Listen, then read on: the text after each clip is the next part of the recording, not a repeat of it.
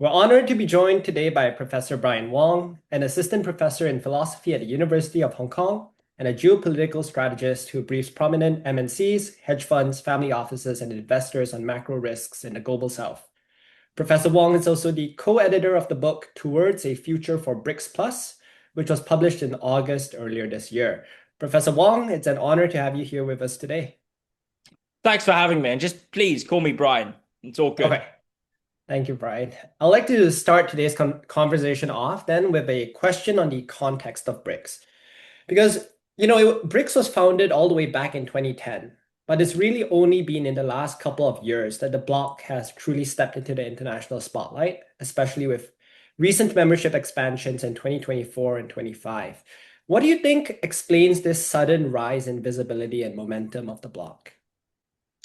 Well, thanks, Jonathan. This is a very important question, and there's a very interesting way of looking at essentially the rise of BRICS. Not so much as essentially the growing sort of desire or interest in the bloc per se, but to see it instead as a product of an interaction between A, the increasing economic, industrial, and manufacturing prowess and potential of BRICS countries, and B, the relative decline of the US-led, quote unquote, sort of Western order, or some might dub the G7 order. To the latter point, what's worth recognizing or worth qualifying here is, again, whilst America remains by far the most powerful and the most well-endowed military superpower, and probably the only superpower across most dimensions of measurement in the world today, save from perhaps the economic, whilst that remains the case, the rise of isolationism, of vacillating unpredictability on the part of its quote unquote leadership in the world, as well as, of course, the shirking of responsibility by many politicians and leaders in G7 of the kind of, global governance, right, imperatives that matter throughout the entirety of the world, whether it be in relation to climate change or dealing with artificial intelligence or nuclear non-proliferation, that such proclivities have essentially both created a trend and exacerbated the impression amongst most in the world that this trend is indeed extant. And that trend being essentially the relative decline of Western influences and also ability to agenda set when it comes to global and geopolitical agenda. There are few better cases in point to this than the war in Ukraine, or more precisely, the Russian invasion of Ukraine. Recognize that in the immediate aftermath of the Russian invasion in February 2022, historic levels of sanctions, of export controls, of asset freezes were implemented swiftly by Western governments towards Russian individuals and also collective entities. And that was with the expectation, of course, that such sanctions could cripple the Russian economy and bring it to its knees, to quote unquote, or to quote and quote, many of the leading pundits and commentators at the time. Yet 3 years on, what's actually happened? Well, Russia has shifted exporting the bulk of its raw, non-renewable energy output to China and India, admittedly at lower prices, at least on paper and on surface, although the extent to which that sort of enforcement has been efficacious and the extent to which has not also been to some extent backhanded or behind closed doors transactions, that much remains to be seen. And indeed, with the advent of SIPs and other non-SWIFT based clearing mechanisms, or rather transaction slash service, servicing arrangements for cross-border, transfers, so to speak, it's only a matter of time, in my view, that there's inevitably going to be a circumvention of the US dollar as the primary and exclusive unit of cross-border flows. Indeed, India is buying Russian oil using RMB, and that goes to show, how drastic the world has changed over the past 10 years. I guess that's the first half of the story, which is the, some might say unfortunate, some might say brilliant, but I would say, value neutral observation that the West is in relative decline, at the very least in relation to its ability to influence other countries, but also in proportion to, of course, the precipitously rising economic importance and preeminence of various economies in BRICS. And very quickly then, on the first part of my observation, what I would say here is that BRICS countries have become, whether it be in supply chain terms, in renewables race, or even in terms of cross-border and developmental financing, more autonomous and more powerful over the past 15 years, with a bulk of that growth really concentrated in China and India. Because let's face it, the Russian economy despite its having survived, of course, the sanctions thus far and also the onslaught, okay, or the military invasion, much of that is backed ultimately by the ongoing invasion, to the point where the invasion stops, then the Russian military-industrial complex too would be experiencing, in that scenario, inevitable shrinkage and also downward pressures. Brazil has been caught and swept up in political flux over the past 8 years, vacillating between far right and kind of far left politics. South Africa is enmeshed in corruption and political intransigence issues of its own, despite, of course, its growing importance in global food and also global manufacturing, especially in a mid-market sort of bracket of goods. In those terms. And then finally, look at the new additions to BRICS. Frankly, the teething problems and the extent to which Indonesia, UAE, Ethiopia, Egypt, and also Iran could really assimilate themselves into a bloc. That is a work in progress, to say the very least. So in short, I guess these are two reasons why BRICS have become more salient. But we've got to put qualifiers on said salience as opposed to sort of lapping up the propaganda coming from some of its members unequivocally and unquestioningly. Yeah, I think there's a lot to unpack there. I think what's interesting is the way you kind of frame these as structural macro factors for the rise of BRICS, where sometimes in the popular media, people say, it's Donald Trump. That's what has caused the kind of rise of BRICS, which kind of, I think, oversimplifies the story and doesn't give credit to these many other factors that you've just discussed. But what, if any, do you think the impact of Trump has had on BRICS? Obviously, not only his second term, but when he came to power in 2016. I would say Trump is a catalyst and Trump is a symptom. Trump is a catalyst, by flagging to many countries, not just those who are officially, formally in or partners with BRICS as they stand, but also also countries in the global south, proverbially, even other developed and advanced markets. He's a clear sort of, you might even say he's a previewer. He's a harbinger, right, of a long-standing phenomenon and trend that's already been there, and that is namely the increasing isolationism and strategic, or some might say unstrategic, withdrawal of the US from global leadership and agenda setting. So I would say Trump catalyzed, right, the fear amongst many traditional American partners and allies. To paraphrase a very well-known statesman that I shall not name, but you can figure out yourself, to be America's enemy is dangerous, but to be America's ally is lethal. And I guess what Trump's done here is he's sort of brought that truth to bear and to brought it to light, right, and said to the world, look, it is what it is. It is transactional, and it is myopic transactionalism that we're going to play by the rules of from now on. And in many ways, I suppose, therefore, this rude but ultimately long overdue awakening is not something that is entirely unwelcome on the part of many in various countries across the world have long been pushing for and calling for a more strategic rethinking of their country's respective relations with the US. For instance, you look at India, and for a very long while, the Indian foreign policy establishment was stuck in a debate. Should we be pro-US? Should we be strategically, sorry, should we be strategically pro-India, but tactically pro-US, or tactically not so pro-US? Now, that's really where the fault line lies, right? No one in Indian foreign policy establishment, unless they're working for a foreign power or force, would say that we should not put Indian interests first. Of course, Indian diplomats and Indian foreign policy pundits will put Indian interests first, but do they do so by tactically prioritizing courting the US? As advocated by a recently I wouldn't say disgraced, but certainly by scholars, including individuals who've recently found themselves embroiled in very unfortunate instance. More hopefully will come to light on that front shortly. Or do we listen to the voices who say, hold on a second, to the northeast of India lies the most prominent and potent manufacturing power of the 21st century? Can we reach a détente and let's try and resolve our differences in relation to the LAC, clashes, economic and technological nationalism, so on and so forth, in an amicable manner? So these debates have raged on for a very long while, but over the past, say, 10 months or so, especially since the Kazan meeting between President Xi and Prime Minister Narendra Modi last year, it's been 11 months almost, actually. What we've actually seen here is a gradual de-thawing, right, of relations, in an attempt to sort of formalize the base and a floor that was set to the relationship to galvanize, more substantive collaboration and also achievement or unlocking of the low-hanging fruit, so to speak. So the Indian example speaks to really the catalyst theory, right? Trump slapping on tariffs, calling India a dead economy, and forcing India to choose sides. All of these have not changed anything fundamental,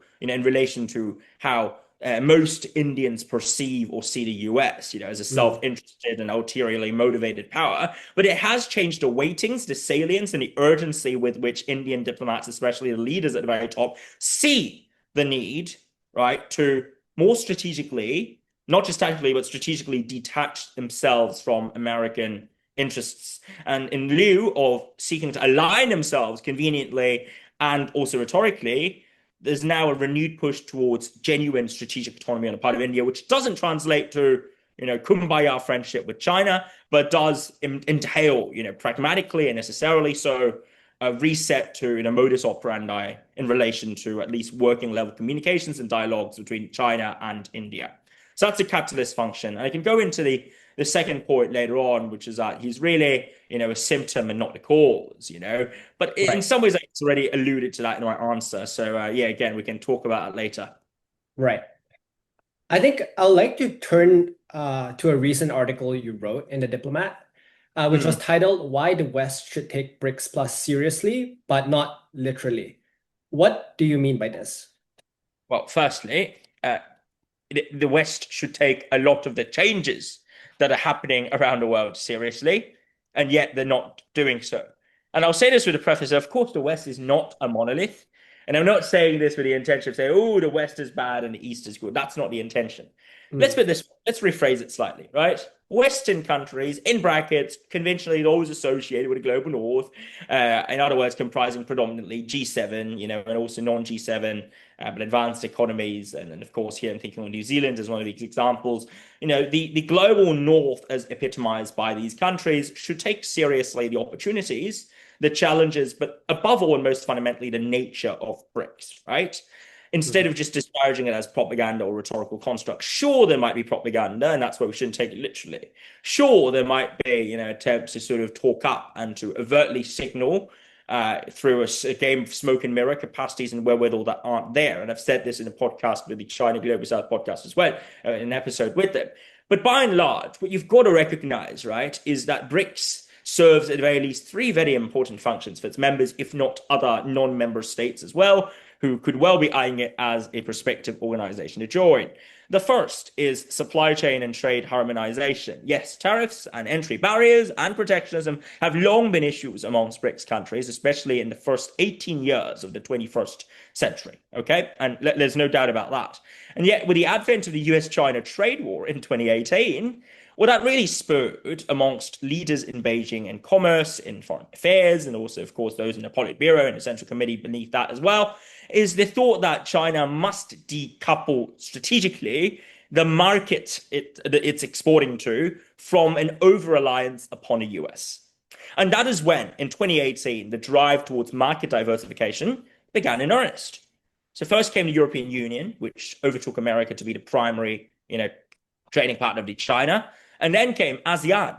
And now my humble prediction is over the next 5 years, as difficult as it may be, China's going to try its very best, or the Chinese is going to try its very best to push for reduced barriers to entry for Chinese goods into a wider range of markets around the world to make up for, and hope, the American market, which wouldn't be easy given how powerful and how prosperous still, and how, fundamentally portentous even the American market is in the grand scheme of things. But this drive towards market diversification is in part what's giving BRICS this renewed sense of purpose. And I would posit that many of the Mhm. other countries afflicted by Trump's protectionism, they wouldn't just sit there like lame ducks, right, waiting for slaughter or waiting for markets to come back to them, or the American market to be open to them. What they're going to do instead is to try the very best to find mutually agreeable solutions and pathways towards market liberalization and opening up in other countries and other member states of BRICS. That's going to happen.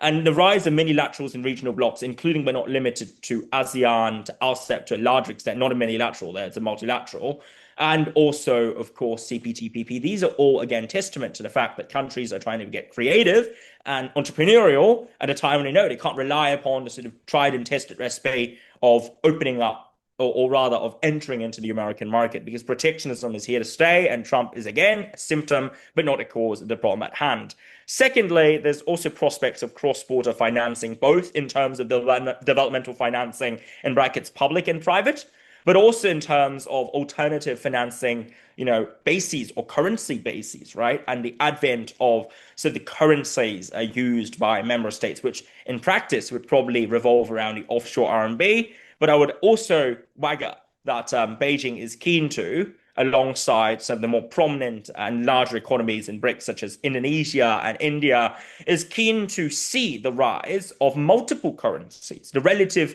rise in concentration and share of multiple currencies, not just the RMB. In fact, predominantly not the RMB, preferably, given the exorbitant privilege that comes with having a more assertive and dominant currency. Beijing is keen to see the relative rise of the European euro, right? Or of the pound sterling, or even of the Japanese yen. It's essentially anything but the US dollars. And even then, given this trend, right, will other BRICS countries follow suit? Will they see value in adopting a more multi-aligned and diversified currency basket in relation to transactions, but also, of course, for accounting and storage of value as a part of the national reserves? That much remains to be seen. But again, BRICS is promising opportunities here for both members, and eventually, upon the establishment of more robust cross-border financing arrangements, non-member states were recipient of said financing. The final prong to this equation is the energy dynamic. Most folks would look at Russia and, of course, Iran to a much smaller extent as important players in the global oil industry. That's true. And the UAE too, of course, at that, right? And yet, let's not forget that Indonesia is the largest producer of nickel, a vital ingredient and component in electric vehicles in its ongoing renewable transition. And China controls a huge chokehold or set of choke points over rare earths, as evidenced by recent events. And Brazil, South Africa to some extent, and of course, Iran, these are all countries that are rich in, the kinds of resources that are germane to the renewable race in the most proverbially and broadly defined sense as possible. What does that mean? That essentially means, right, that, in this era where the renewable transition is no longer optional, many of the countries in BRICS harbor the keys to a genuinely successful, low cost, and also unfettered shift towards renewable goods and products. And while some might say, what about the technologies? Aren't they lagging behind? Well, that's exactly where China comes in. Chinese industries, Chinese firms in general have found themselves caught up in this involution cycle. They call it Neijian in the mainland over the past 10 years. Neijian is incredibly intense, right? The churn is real. Burnout is real. So where do these companies go? Well, the past 5 years have seen a mass, outsourcing, right? And not just outsourcing, but a relocation and offshoring of operations by these corporations in what some have dubbed Chuhai, entering into or venturing into the open seas in China. And yet even Chuhai itself, right, is inadequate, for it doesn't really lead to the spreading of the love and the dividends and the goodies of such developments with the people of the countries into which China is entering. And if anything, it's only drawn a consternation and eye of domestic competitors who have failed, or amongst those who have failed, really, to form joint ventures and partnerships with these mainland Chinese companies. So what gives? Well, my prediction is BRICS will see a BRICS will be the site where a drastically different model of Chinese entrepreneurial and enterprise engagement with the world would play out. And that is where, in lieu of just moving one's operations to, say, Southeast Asia or to India or to Brazil, and setting up shop without ever hiring locals to be managers or senior personnel there, something's got to give and something's going to change over the next 5 years. And my prediction is Chinese companies are going to become more adept at forming joint ventures, partnerships, and undertaking technological transfers to the recipient countries or the partnership countries. And yet how can they demarcate and ensure the loyalty of these countries and the companies within these countries? Well, that's where the BRICS membership comes into play, right? It's a bit like an exclusive members club in that very specific regard, right? It's like a stamp of loyalty and a stamp of approval. If you're in, you're in. If you're out, you're out. One set of rules for the in and one set of rules for the out. And let's face it, this is not just how China does things. This is also how Indian companies, Indian diplomats, and foreign policy at large has operated. It's always been interest driven. It's just a matter of how smart and how adept one is in relation to couching and also pursuing one's interests. I hope that answered your question. It absolutely does. But what I would say in response is that there, as you've mentioned, there's a lot of promise and potential for BRICS. But I think, what some would say is that at the end of the day, this potential, when met in reality, is, it's a kind of failure to live up to deliver these concrete outcomes. And I think this is what, the person who termed BRIC, Jim O'Neill, the Goldman Sachs economist, said, which is that at the end of the day, BRICS serves no real purpose beyond lofty rhetoric. Even though it has a lot of potential in terms of geopolitical and economic heft, its members are far too heterogeneous. Alternative blocs like G20 are much better mechanisms instead. What do you say to these who argue that BRICS, at the end of the day, it has a lot of potential, but it cannot actually deliver on its outcomes? So I've got to say this, two quick thoughts there, and then a more substantive response. The first is, let's be realistic about what BRICS is. And the BRICS is not the EU. BRICS is not ASEAN. BRICS is not able to be as binding or as, disciplined or indeed as consolidated as any of these other regional bodies. And to countries amongst BRICS members who say, oh, we are going to be the definitive union and a definitive bloc that comes to characterize the new global south in unison, well, that's a lofty dream. Right. That's a dream that's being sold here. But secondly, and it's a second part to the first point, so be it. What's wrong with that, right? The more realistic we are in our expectations, the more, attainable the goals we set out, for BRICS to be, the likely it is that we wouldn't be disappointed and we can actually get what we want, or member states can get what they want out of BRICS. It's a bit like a marriage of convenience. If you go into marriage of convenience thinking this is a marriage that is so deep, so romantic, so robust, or to use Trump's words, so nice, then you're not going to enjoy yourselves because you're going into a relationship with false expectations. But if you go into it knowing that this is a marriage of convenience, it's an open relationship, which BRICS really is. It's an open relationship, right? It's about optionalities. It's not about, binding commitments. It's not NATO. It's not even, the EU or the Eurozone with a common currency. Then I would say the amount of commitments considerably lower. The amount of unique, concentrated, sort of benefits that one can garner from membership are therefore smaller in proportion. But that's not an issue. Think about OECD, for instance, right? And the countries that are in it, or the J20, or the J7, or APEC, As the former three are multilaterals to varying degrees, and the latter, of course, is a more trade-oriented, multilateral as well. But the former are more governance-oriented. The former three are governance-oriented, strategically oriented, multilateral blocks, right? But these are loose blocks. There's no real internal enforcement mechanism, so to speak, save from, of course, in the case of G8, when Russia was disinvited and given a boot in relation to its aggression in Eastern Europe.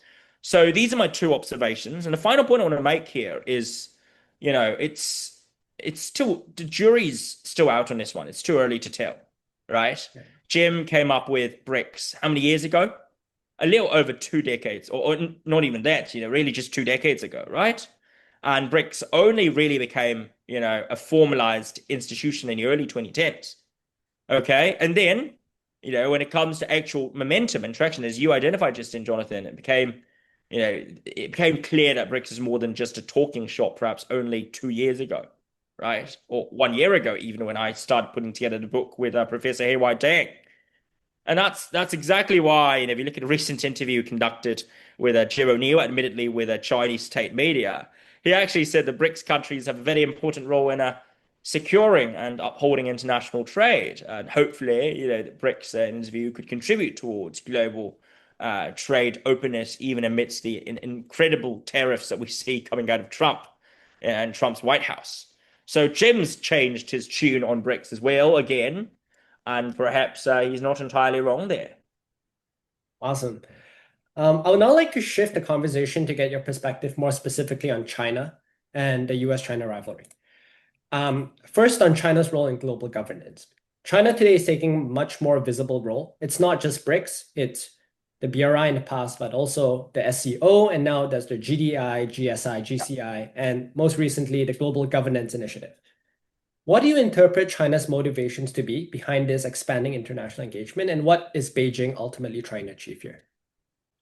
What you've got to remember, Jonathan, is that the Communist Party of China is an incredibly Machiavellian and domestic power-oriented governing party. It's all about domestic politics, or in brackets, power. And in short, yes, China could claim, could pledge, could write all these what I call wonderfully, and dexterously ambiguous, right? Dexterous ambiguity, that's the phrase I coined. Dexterously ambiguous banner phrases, okay, and visions and policies and white papers. China could propose all these documents both as a means of garnering soft power in its view, but also in positioning itself as a pillar of global governance. But ultimately, the objective is domestically oriented. I'm not saying this with the intention of saying, oh, it's domestic and therefore it's not real, it's not authentic. Come on, guys. Everyone knows that politics is ultimately domestic, but in the case of China, it's especially more so because for a very long while, there's always this debate. Is China going to become a military superpower? Is it going to seek to, flex its superpower muscles by invading other countries? And I would say, the debate, in my view, has kind of been settled by the fact that despite the growing, or the closing gap and the increasing parity between China and the US when it comes to military strength, or at the very least in hardware strength, we have not seen China building military bases abroad. The US has, over 750 bases in 80 countries in the world. China has one, okay? And that's Djibouti. And maybe it's building another one in Cambodia. Maybe it's not. It doesn't. It says it's not, right? But it could be. Who knows? But even then, let's just look at the numbers, right? They don't lie. They speak for themselves. And furthermore, how much money does China invest into, sort of the military patrols and policing in, I don't know, some far-flung corners of the Caribbean Sea? No answer, because I don't have an answer. I don't think there's an answer either. Okay, China may indeed sponsor UN peacekeeping operations on the Horn of Africa, but LATAM, South Africa, South America, even in North America, near coast or the west coast or east coast, we don't see the Chinese there. So what's going on here? Well, my thesis is very simple. Beijing is keen on positioning itself, as the primary economic and manufacturing superpower, and in brackets, technological superpower of the world, in contrast to the US's financial and military absolute dominance. And such dominance on a part of the US when it comes to military reach and span, okay, not military strength, but military span and reach and geographical sort of area and compass, as well as financial and currency dominance, that's not going away anytime soon. Right? So to everyone in China who's saying, oh, the end of the US is near and the rise of China is here, I would say, well, you better think twice about the former, because don't write off the US. I wouldn't, right? But one thing's for certain, and one thing's for sure, that ultimately China is sincere, about trying to achieve, at the very least as it stands, a more peaceful form of power accruement. That might include economic pressures as well as economic offerings. That might include strategic manipulation as well as strategic beneficence. But what's not going to happen here over the next 5 to 10 years, unless Beijing feels absolutely provoked and left with no choice, is an active kinetic military campaign for China to expand its territorial presence in Asia. And I'm saying that with confidence. There might be skirmishes along borders that are unfortunate and, frankly, in my view, downright dangerous. Sino-Indian clashes, look at the Goan Valley, or the South China Sea, about which I'm more concerned than the Taiwan Straits. And even the Taiwan Straits, which are the gray rhino as opposed to black swan in the room as it stands.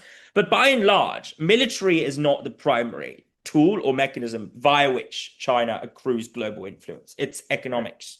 And when you cast, economics as the foremost priority, right, the flexing of its economic muscle and the expansion of its economic turf and influence as the primary interpretation of what China's doing here, suddenly a lot of these initiatives make sense.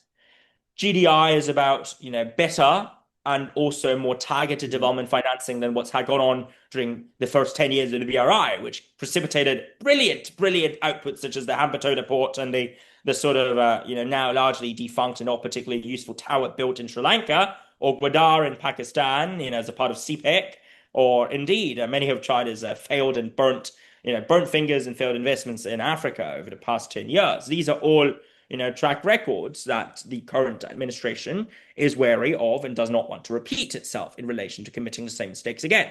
GSI is, of course, about China's exporting its military and industrial technological capabilities and outputs to buyers and consumers who would want said tools and products that allow them to achieve quote unquote security.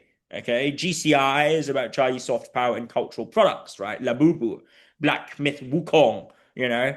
And finally, a global AI governance initiative, and also more recently, global governance initiative. And again, it's about lending more ammunition and momentum to China's production of advanced robotics and also renewable goods and renewable energies, including but not limited to EVs and also solar panels and lithium batteries. And going forward, dare I say, also food technological products, agricultural technological products, so agri-tech, right? Or you know, agrarian, agricultural, yeah, agri-tech, basically. But even, you know, in areas and niches that we'd least expect China to excel in around 15 or even 10 years back, namely the IP economy, from Lao Pu Huangjin to Labubu. You know, China really is trying to step up its game and up its ante in relation to, you know, these IP and intellectual property driven consumer goods. So when you see these initiatives through such lenses, then it's not all that surprising. It's not at all surprising because it speaks to the fact that, again, and it goes back to the point that the CBC is ultimately a very pragmatic party. It wants to achieve maximal influence, not control, but influence, you know, and thus prosperity domestically via the means or paths of least resistance. Right. Going to war, waging kinetic warfare is not a path of least resistance. I think Right. America learned the hard way.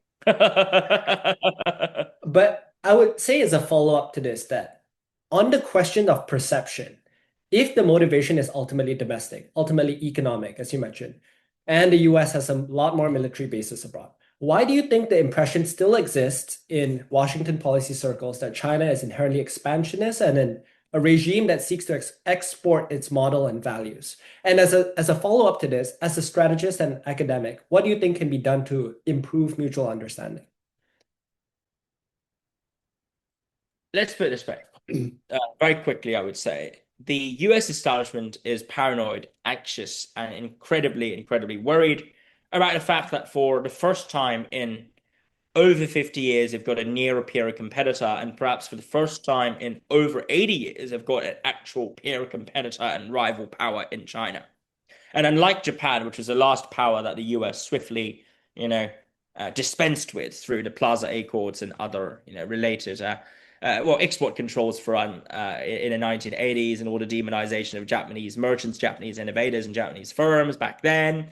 You know, setting aside, right, Japan and the fact that Japan was, of course, in many ways shaped deeply by the US and its political structures, and the fact that it was a democracy, even at its peak, Japan was, you know, not at all comparable to where China stands today in relation to the US, which is a far greater control over mid market to advanced and also high value added manufacturing. Far more sizable population base. You know, the Japanese population at its peak was still smaller than the US's. China's currently is around 3 to 4 times, four times of that to the US's, and at least 4 times, sorry. And finally, of course, you know, when it comes to China's agility and dexterity in terms of, you know, just tactically inserting itself through developmental financing, infrastructural provision, and the construction of goods that are sorely needed by the peoples of many in a global south, there's no match between Japan and China in this sort of comparison, so to speak. So there's a reason why the American elite are very worried. And let's finally, the final observation here is America today is not the same as America 40 years ago. You know, the America under Ronald Reagan, say what you will of Reagan's policies, but it was a confident, it was a very self-assured power. The elite were not, you know, anywhere nearly as divided and polarized in vitriol and visceral acrimony and hatred for one another as they are today. The world is vastly different today. America has found itself, you know, split asunder by socioeconomic inequalities, torn apart by rivaling, you know, political ideologies. And frankly, you know, if I were an American politician, the best boogeyman I'd point to is China. You know, and that's why China has become a very important part of Trump's and also Biden's in his predecessor's term, and also Trump one's deflection game, right, as a means of explaining and rationalizing all the unrationalizable aspects of American governance and politics today. So that's my assessment of what's been going on. Thanks for having me, Jonathan. It's great to chat with you. You know, Thank you so much for your time and perspective, Brian. It's been a pleasure having you. Pleasure's mine. Thank you.